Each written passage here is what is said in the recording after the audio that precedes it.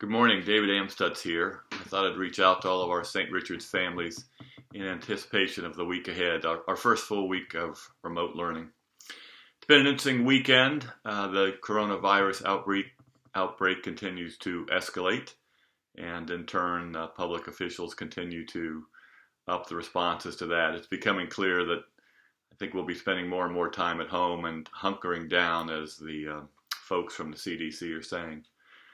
Just a word about the week ahead. I think we had a very good Friday with our first day of remote learning. I think this week will be good as well.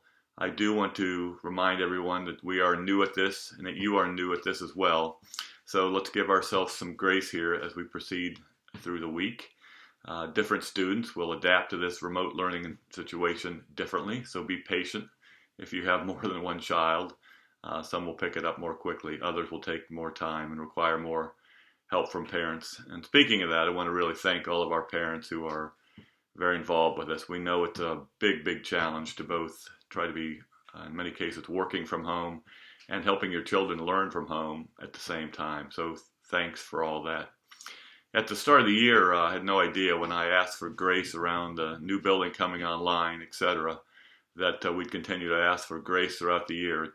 I've had a lot of different things, and now this biggest challenge of all, the coronavirus, is pushing us all. So again, be gentle on yourself, be gentle on your children, be gentle with one another, be gentle with your neighbors, and we'll continue to push forward on all this. One of the things we'd like to do this week is try to do a little reading from home. Have us read to children from our homes, if you will. So I'm going to read a book today that I like, that I dug out of the basement. I used to read it to my children. It's called On the Edge of the Sea. It's a book that my sister gave me in 1995 to read to our children. So this won't be perfect, as nothing will be this week and in the weeks ahead.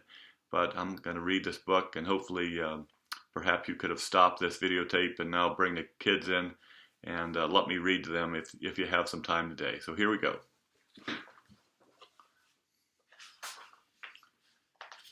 Again, On the Edge of the Sea. There's the first picture.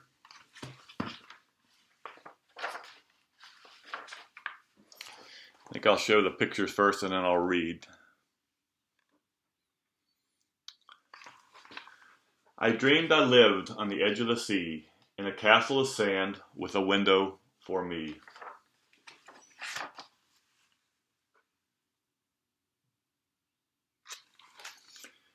To watch the sun climb in the morning sky and count the ships that go sailing by.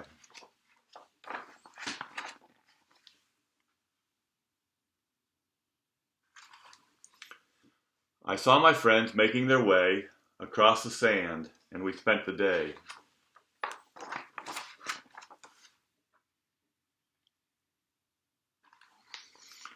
Riding the waves that rolled up the shore, but always stopped short of my castle door.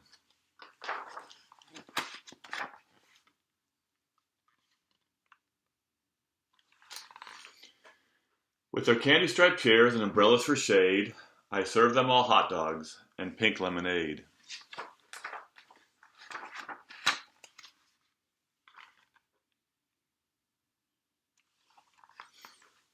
Shimmering kites of brilliant designs, climbing the sky, tugging their lines.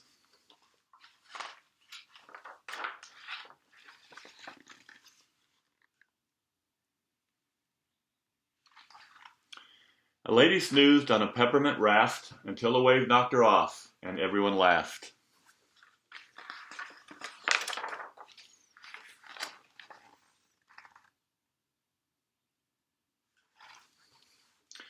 Hundreds of beach balls bounced in the sky.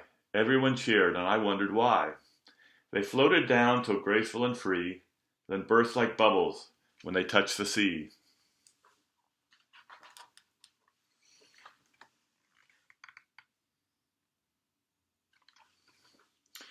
The lifeguard, standing on his lookout chair, shouted, "Iceberg offshore, bathers beware!"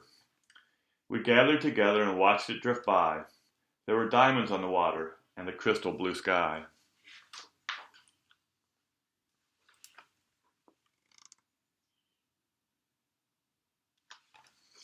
A mighty gust of wind made a strange whistling sound, tossing towels and umbrellas and hats all around. We picked up our things, and when we were done, we sat on a beach, enjoying the sun.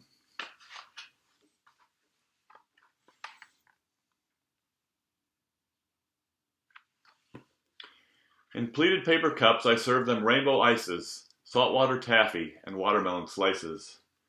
Friendships grew through the rest of the day, while the bright orange sun slowly slipped away.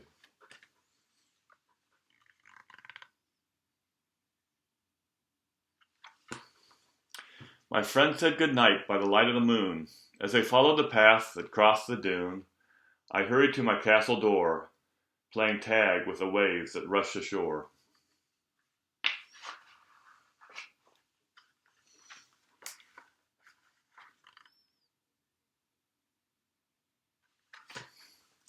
I climbed the tower and stepped into the night. There were stars round my head, the moon was on my right. The air made me dizzy, stardust made me sneeze. I lost my favorite hat in a wild, sudden breeze.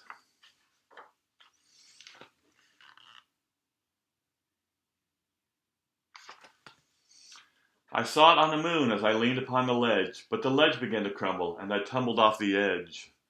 I was falling through the night until my mother said, "It's time to start a brand new day. Get up, sleepyhead."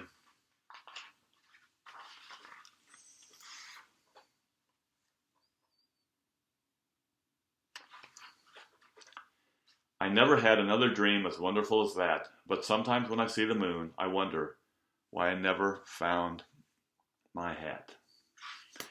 Have a great week.